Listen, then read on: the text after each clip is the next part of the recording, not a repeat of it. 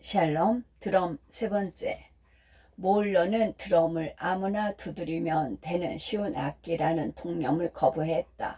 누구나 드럼을 칠 수 있다는 막연한 믿음이 호응을 얻는 것은 아주 실망스러운 일이다라는 말에서 모울러의 드럼에 대한 철학을 잘 볼 수 있다.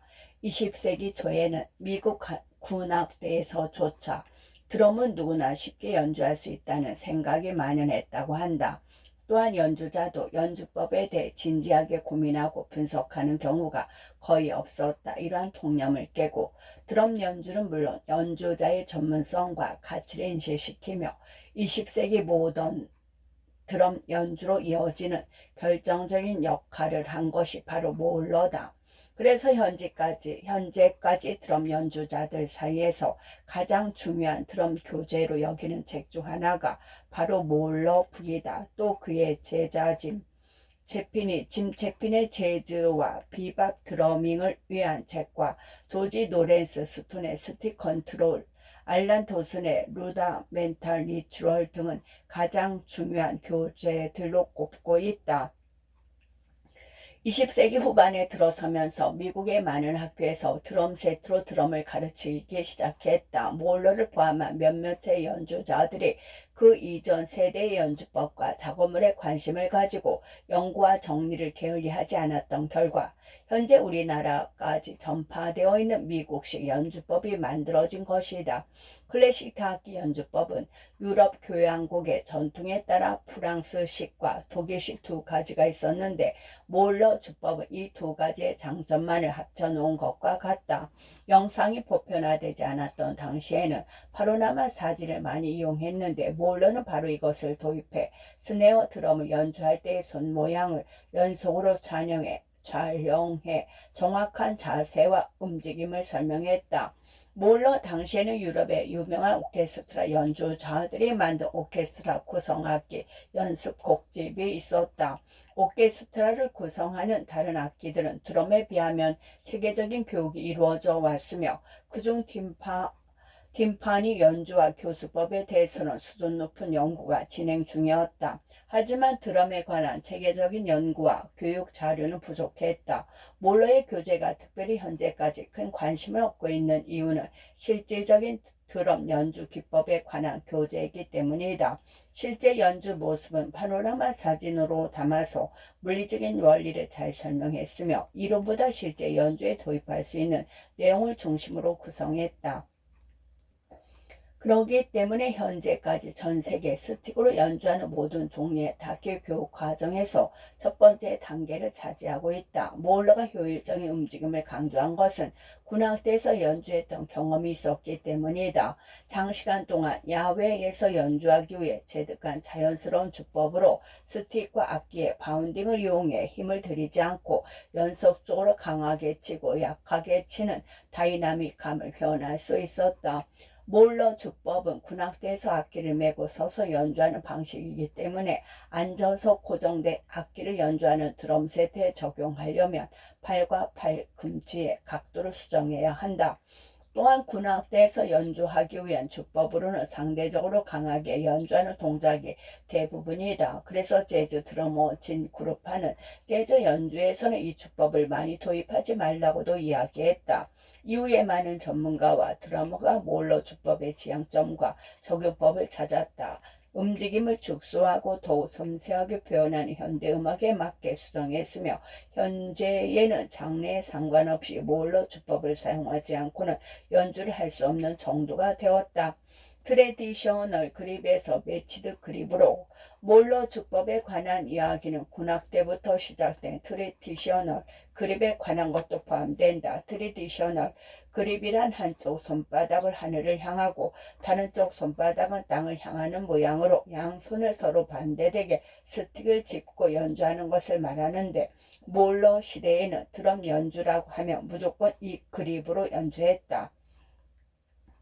그래서 전통적인 손 모양이라는 뜻으로 트레디셔널 그립이라고 불렀다. 레귤럴 그립이라고도 한다.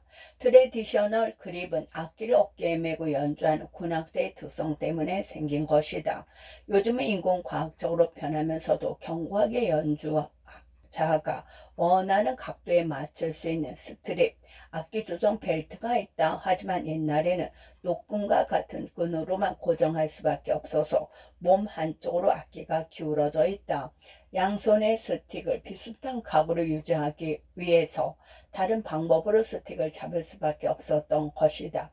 우리의 대표적인 정통 다악기 장구도 이와 같은 방법으로 악기를 메고 양손 등이 각각 다른 방향이 되게 채를 쥐고 연주한다. 이후 많은 재즈 드러머들이 군악대 출신 연주자들에게 교육을 받았다. 이로 인해 트레디셔널 그립은 드림 세트가 등장해서 더 이상 손 모양을 다르게 할 필요가 없는데도 재즈 드럼의 트라이드 마스크처럼 자리 잡게 되었다. 뒤이어 등장한 록 음악을 연주할 때에도 트레디셔널 그립을 여전히 사용했다.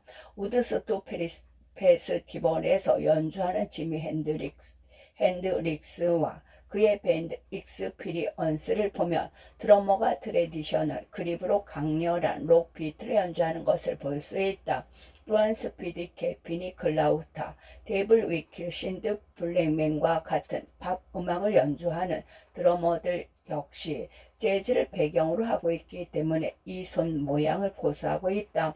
트레디셔널 그립은 재즈 음악 특유의 섬세한 터치를 가능하게 한다. 특히 브러쉬로 연주할 때 다양한 기술을 사용할 수 있으므로 그것만으로 특별한 가치가 있다. 그러나 손바닥이 하늘을 향하고 있는 쪽으로는 폭발하는 듯한 강한 음색을 만들어내기가 힘들고 자칫 잘못된 동작으로 스트로크를 익히며 어깨와 손목 등을 다칠 우려가 있다. 많은 사람들이 좀 트레디셔널 그립으로 연주할 때 움직임이 자연스럽지 못하다고 느끼기 때문에 익히는 데는 더 많은 노력이 필요하다. 매치드 그립은 양손을 똑같은 모양으로 손등이 위를 향하게 잡는 방법이다. 거의 모든 드러머들이 트레디셔널 그립으로 연주하는 시대가 있었지만 오늘날에는 매치드 그립을 더 선호하는 추세다.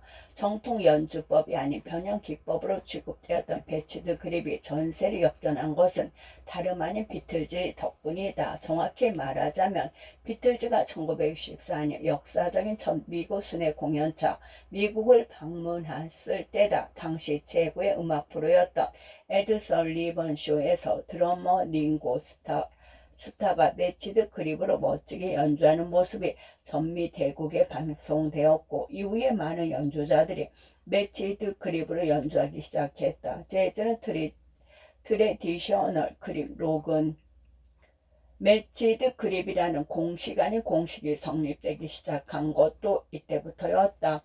스틱 잡기가 아직 엉성한 초보자들에게는 매치드 그립이 컨트롤하기가 비교적 쉽다. 또한 스네어 드럼과 심벌을 강렬하게 연주하기 쉽기 때문에 록이나 팝과 같은 대중음악에서 많이 사용한다. 주로 1970년대 이후에 활동하기 시작한 드러머들이 주로 사용하는데 예를 들어 빌 스튜어트는 재즈 드러머이지만 매치드 그립으로 연주한다. 딥퍼플, 레드 제플린, 퀸과 같은 롱 밴드 드러머들은 대부분 매치드 그립을 사용한다. 음악의 분위기에 따라서 트레디셔널 그립과 매치드 그립을 적절히 바꿔가며 사용하는 드러머도 있다. 스티븐 겟은 인터뷰에서 브러쉬를 사용하거나 섬세한 터치가 필요한 음악은 트레디셔널 그립으로 강렬한 백비트나 록비트 배치는 그립으로 연주한다고 했다. 다양한 밴드 구성과 다채로운 드럼 연주자들은 항상 좋은 연주를 판단하는 기준을 고민하고 이에 대한 논쟁한다. 라이브 클럽에서 연주를 하는 도중에 객석을 봤을 때 사람들이 박자에 맞추어서 고개를 끄덕이고 있거나 어깨를 움직이며 그날의 연주는 성공한 것이고 음료수를 마시거나 음식을 먹고 있다면 실패했다고 보면 된다는 것이 대부분은 동의한다. 캐나다 가수 마이크 부블레의 내한 공연에서 객석의 한 남성이 혼자 신명나게 춤을 추었는데 마이클 부블레는 그를 무대로 불러내어서 함께 춤을 추고 감사 인사를 했다. 이렇듯 관객의 흥이 나는 몸짓은 뮤지션들에게 있어서 최고의 칭찬이라고 할 수 있겠다.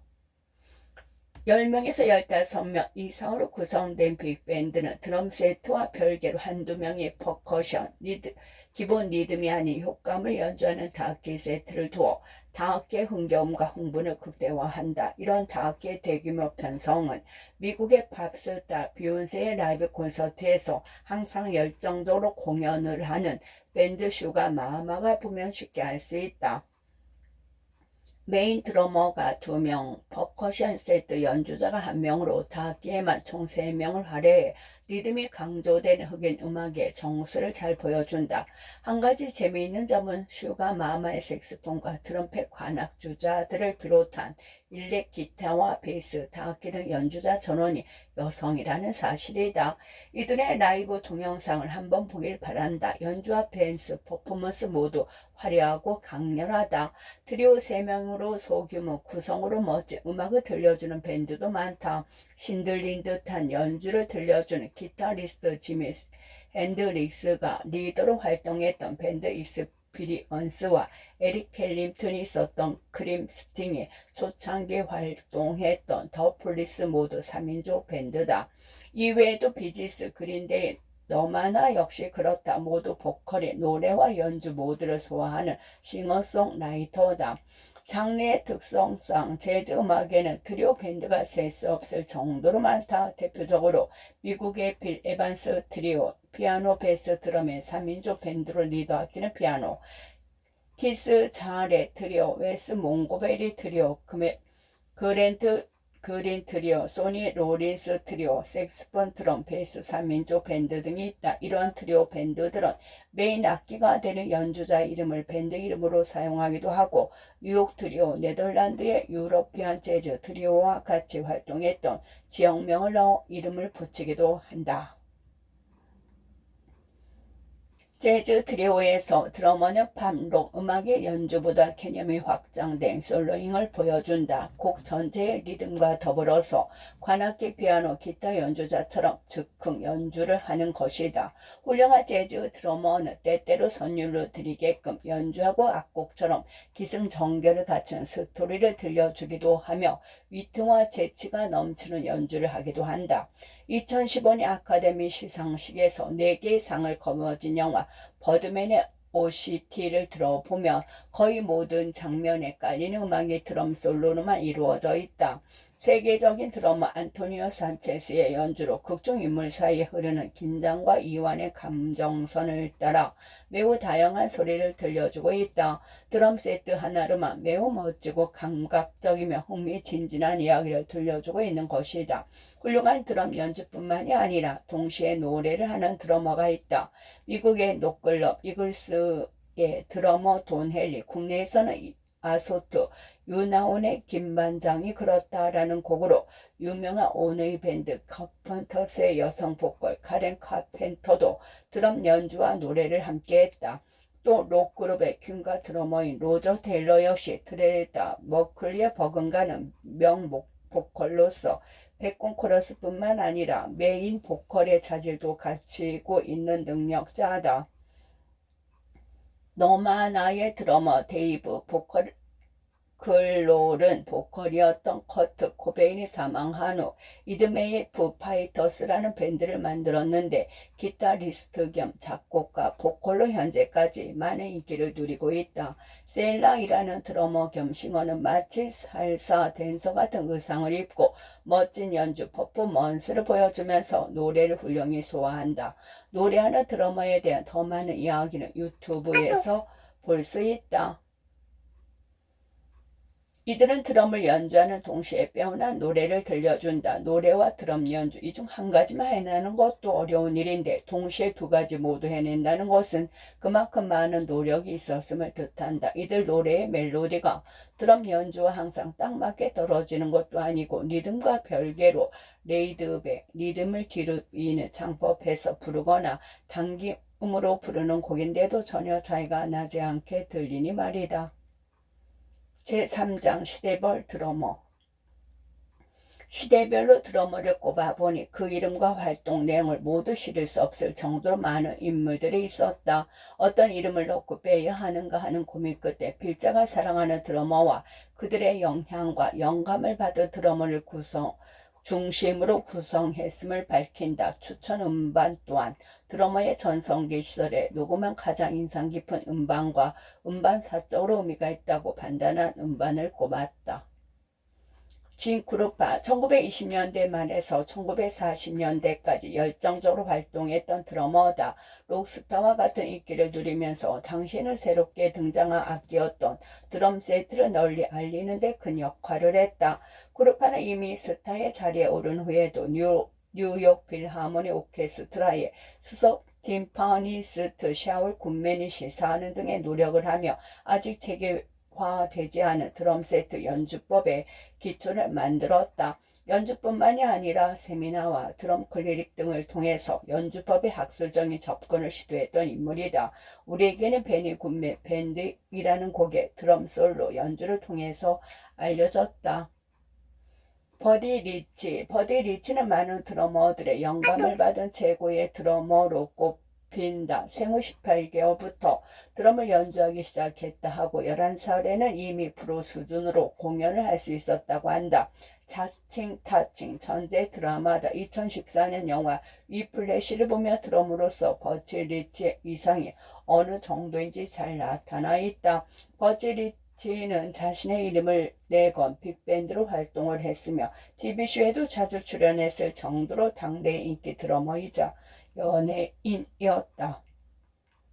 아트 블레키는 1919년 미국 펜실베니아주 피츠버그에서 태어났다. 30년 넘게 자신의 밴드 재즈 메신저스를 이끌면서 오로지 전통 재즈만을 연주했다. 블레키가 처음 친 악기는 피아노였다. 피아노를 독학으로 익힐 10살 때부터 나이트클럽에서 연주를 했으며 15살에 빅밴드를 결성해서 활동했다. 하지만 고 재즈 스탠다드 넘버를 작곡한 에롤 가너에게 밀려 피아니스트 일자리를 잃었다. 그 대신 파트를 바꾸어 드라머로 데뷔했다.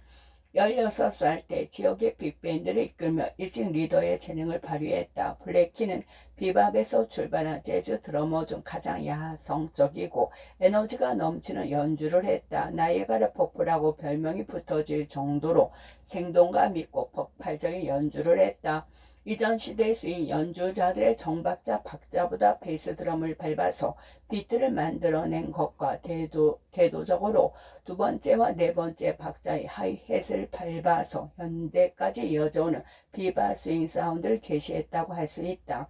재즈 메신저스를 거쳐 간 뮤지션을 보면 매우 화려하다. 웨인 쇼스터, 색스폰 브래디 하버트, 트럼펫, 윈튼 마샬리스 트럼펫, 척 벤지오니 트럼펫, 기스 자레 피아노, 즉 코리아 피아노 같은 유명 뮤지션을 배출한 뮤지션 양성소라고 할 수 있다. 하지만 이들이 1967년 서울에서 공연했다는 사실을 알고 있는 사람은 많지 않다. 서울시민회관에서 한 이 공연에서 맨 앞줄을 차지한 9명의 관객이 전부였다고 한다. 당시 재즈 메신저스는 세계적인 인기를 끌고 있었지만 우리나라에서는 그다지 인지도가 높은 편이 아니었던 까닭이다. 아트 블레키의 이름으로 발매된 음반은 총 5장에 달한다. 다른 음악가의 앨범에 참여한 것까지 더하면 엄청난 수를 자랑한다. 빌리 조 존스 1950년대 마일드 데이비스 트럼펫의 첫 번째 위대한 퀸텟의 드러머로 활약했다. 먼저 활동을 시작하고 이름을 알린 선배 드러머 존 존스에 구분하기 위해 자신의 고향인 미국 필라델피아 지명을 따서 이름 앞에 빌리를 붙였다고 한다. 존스는 재즈 연주자로 유명하기 전에 기관사 학교를 졸업하고 필라델피아 최초의 흑인 전차 운전사로 근무하기도 했다고 한다. 존스는 당시에 가장 모험적인 드러머로 평가받고 있다. 박자를 깨트리지 않는 선에서 활기 있는 피린과 리듬 연주 중간에 삽입구, 애드리드 부분과 음악적인 솔로 연주가 특징이다. 1960년 이전 동시대 다른 드러머들이 마치 음악에서 분리되어 있는 듯한 드럼 솔로를 했던 데 반해 존스는 곡의 개성을 잘 표현하고 전체적인 편곡과 곡의 분위기에 어울리는 연주를 했다. 곡 가운데에서 갑작스럽게 2배 빠르게 연주한다거나 왼발의 연주만 2배 빨리 한다거나 하는 등의 재기발랄함을 보였다. 당시로서는 파격적인 연주였다고 한다. 이것은 존스의 성격에서 비롯된 것일 수 있을 텐데 평상시 코미디언 버금가는 재치 있는 입담의 소유자였고 드럼 연주와도 견줄 수 있을 만큼 탭댄스 실력도 훌륭했다고 한다. 맥스 로치 1924년 미국 노스캐롤라이나주 뉴델리에서 태어났다.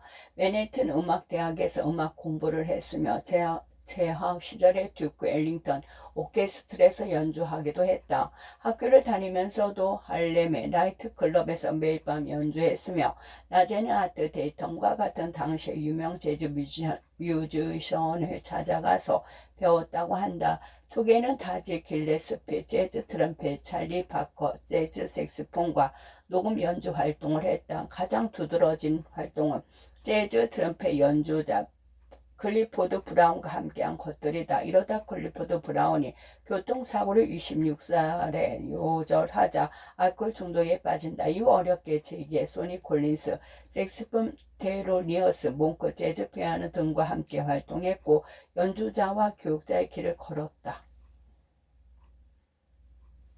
잭 디존의 1942년 미국 시카고 출생의 드러머이자 작곡가다. 2013년에 내한의 세종문화회관에서 명령주를 펼쳤던 키스 차례 트리오의 멤버로 유명하다.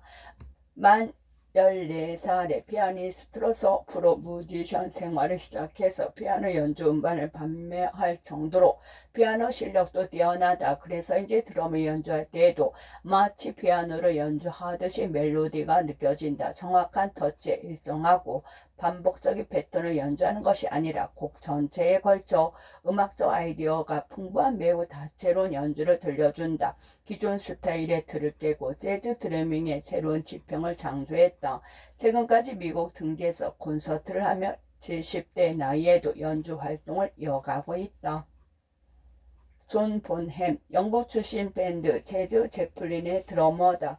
하드로 헤비메탈 드럼 스타일의 발전에 크게 기여했으며 에너지 넘치고 박력 있는 연주와 함께 훌륭한 명곡들을 발표하며 대중음악사에 큰 획을 그은 인물이다.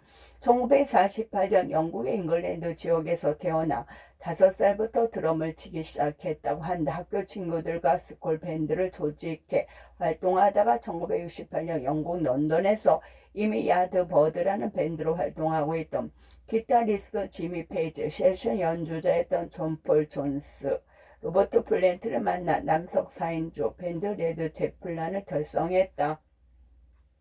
영국 음악 차트, 미국 빌보드 차트에서 1위를 기록하는 등 발표하는 음반마다 크게 히트했다.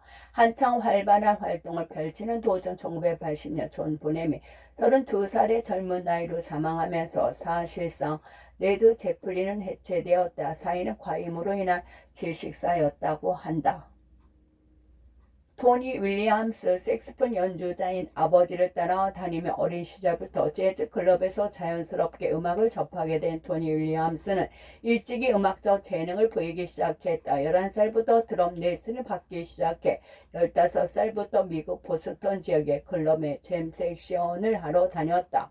17살에 재즈 음악의 중심지 미국 뉴욕으로 이주해 피아니스트 제키 멜린과 함께 연주 활동을 펼쳤다.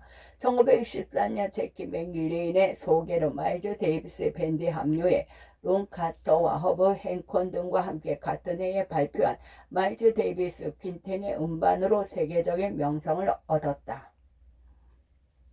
스티브 캣, 미국 뉴욕의 교회 지역 출신의 스티브 캣은 7살 때 군인이었던 삼촌의 영향으로 드럼을 시작했다.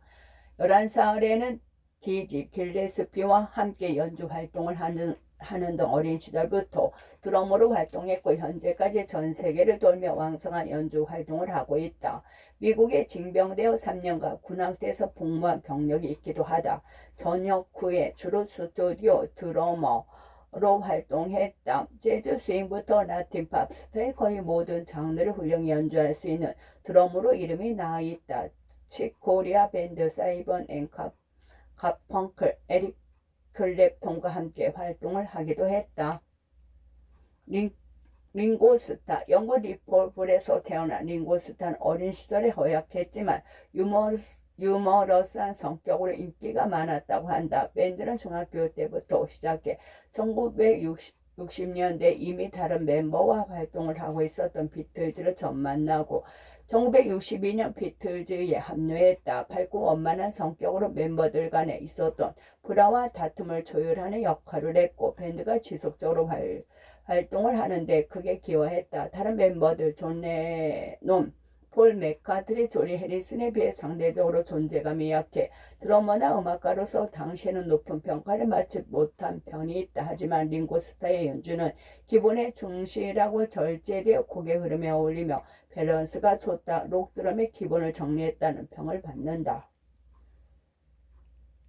데이브 위클, 현존하는 최고의 드러머 중 한 명으로 꼽히는 인물은 미국의 퓨전 재즈 드러머다. 위클은 대학에서 재즈 연주를 전공하고 1980년 초 뉴욕에서 재즈 연주자로 활동을 하며 팝가수 마돈나, 폴 사이먼스의 싱맨으로도 활약했다. 위클은 팝, 재즈, 퓨전 음악 등 다양한 음악을 표현할 수 있는 연주자다. 1985년부터 1991년까지 칙코리아와 함께 활동하면서 큰 인기를 얻었다. 이후 다양한 음반을 발표하고 레슨 비디오와 드럼 교재를 제작하는 등의 교육자로서의 활발하게 활동하고 있다. 바니 콜라이우타. 바니 콜라우터는 어린 시절부터 냄비를 두드리며 놀다가 장난감, 드럼으로 음악을 시작했다. 그리고 14살 때 부모님에게서 진짜 드럼을 선물 받으면서 더욱 연주에 빠져들게 되었다. 이 드럼이 콜라이우타의 첫 번째 드럼 세트다. 고등학교를 졸업하고 미국 보스턴에 위치한 버클리 음악대학에 입학했지만 밴드로 활동하기 위해 휴학을 했다.